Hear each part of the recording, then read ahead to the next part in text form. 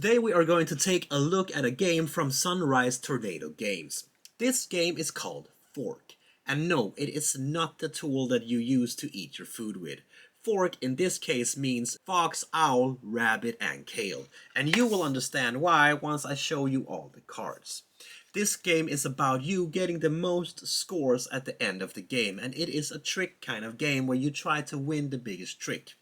I am going to show you the setup of this game. I'm going to give you an overview of the gameplay. So once you have watched this video, you will know what the game is about. This is a game that will be out on Kickstarter in January 2023. And the game I have here in front of me is a review copy. So the game might look a little bit different from the finished version, but this game looks great already as it is. But let's take a look at the gameplay.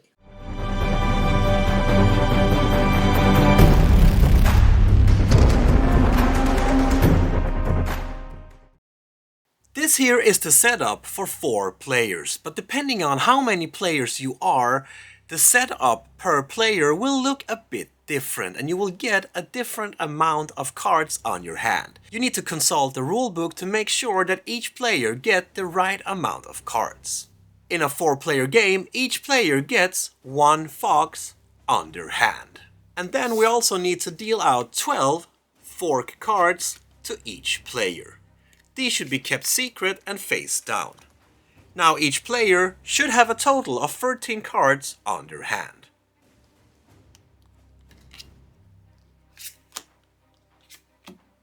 Then we also have this terrain card. This will set the base for the tricks in the future game. For now we place it to the side. We also need some kind of token. This could be a coin or anything that you have at home. In my case, I used this black little token. If you are a 2 to 3 player game, you should use this side here with 3 terrains. But if you are in this case a 4-player game or 5 or 6 player game, you should use this side with 4 terrains. So F.O.R.K is a food chain trick type of game. The players have an amount of animals on their hand, but also some kale. The players will play a card out on the table corresponding to the terrain that the little token is now matching on. And depending on what type of animal you have played, you will have the benefits of, well, eating another animal. In the case I have played a little hare here, well, I then eat some kale. But if I had played a more vicious animal, like for example the fox, well, I would of course been able to eat the little hare instead.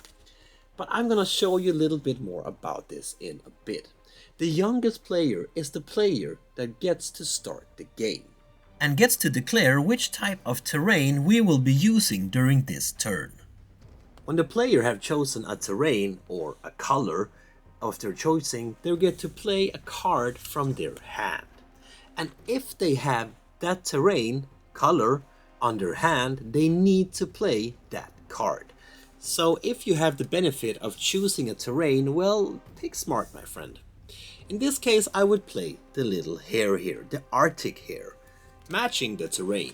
The cards are placed face down in front of the player, unless you are playing a kale. In that case, it should be placed face up. If a player cannot place a card that matches the terrain, they can play any other card of their choosing. So if you cannot play a card from your hand that matches the terrain, you can play any card. But we also have the foxes, remember? And the foxes can actually be played on any terrain. There is a symbol on the terrain card as a little reminder that this can be done. But even if you do not have the right color on your hand that matches the terrain, but you do have a fox, then you do not need to play the fox. You can save this bad boy for later. All players have played their cards, and now we need to resolve this trick to see who actually made some scores. We go from the top number, meaning the top of the food chain in this case, and then we resolve it going down. So in this trick here, we had the Arctic terrain, and we have 1 hare, 1 kale, 1 snowy owl, and 1 fox. As I said, we resolve from the top and then going down. As you can see, all of the cards have a number in their top left corner. Foxes are the ones that has the highest number because they are the top of the food chain, and then we slowly go down. So we start by resolving the fox. If there would have been 2 or more foxes in the same trick, the cards cancel each other out and are discarded. But in this case, there's only one fox. The person who played the fox can score an owl or a rabbit in the lead terrain of that trick.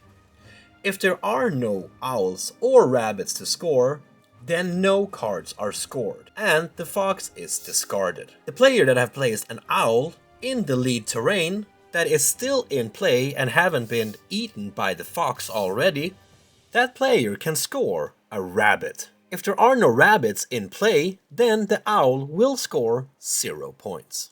After the owl has scored or not, it is discarded. And then we come to the hare. They come from scores 2 to 7, and again we start with the one that has the highest number. The rabbits can score Kale in the leading terrain. If there would have been no Kale in play, then the hare would have scored 0 points. Again, after you have scored or not, the card is discarded. So that was the hare, fox and rabbit. But what about the Kale? Well, if a player plays a Kale in the matching terrain and they still have not been eaten, they get to take this Kale to their score pile. But this only applies if the color matches the terrain color.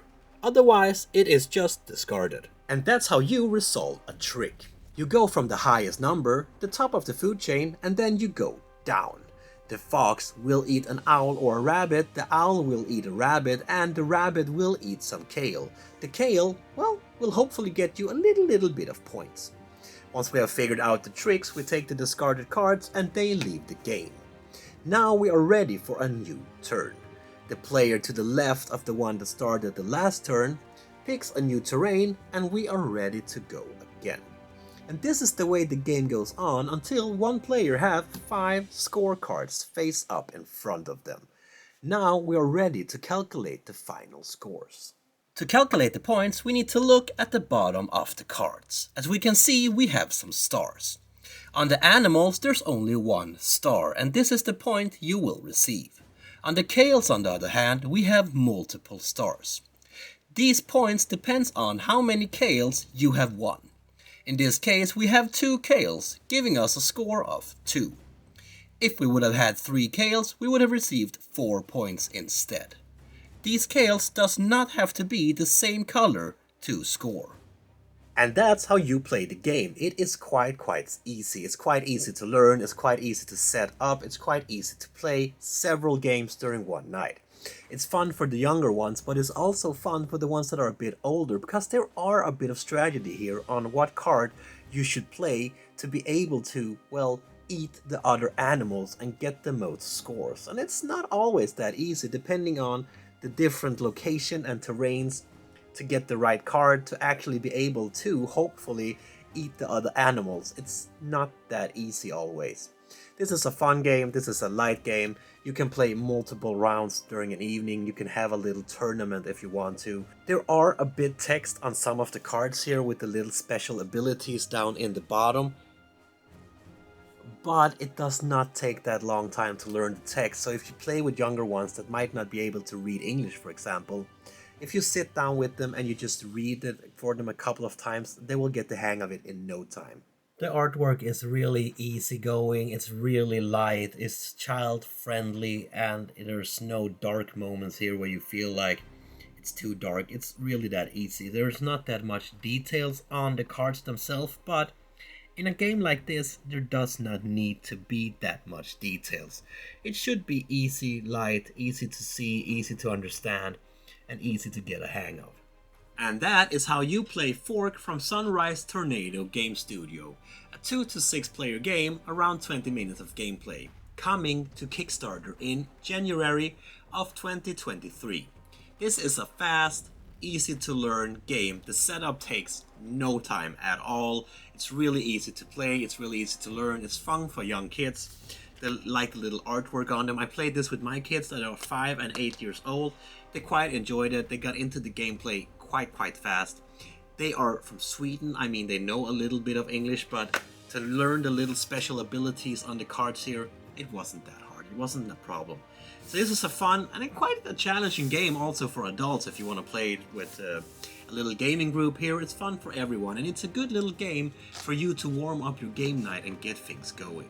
If you want to know more about the game or about me or the channel or really anything, well, type in a comment in the comments and I will be sure to answer you. And until next time, people, please keep on spreading that board gaming love I know you all have. Peace.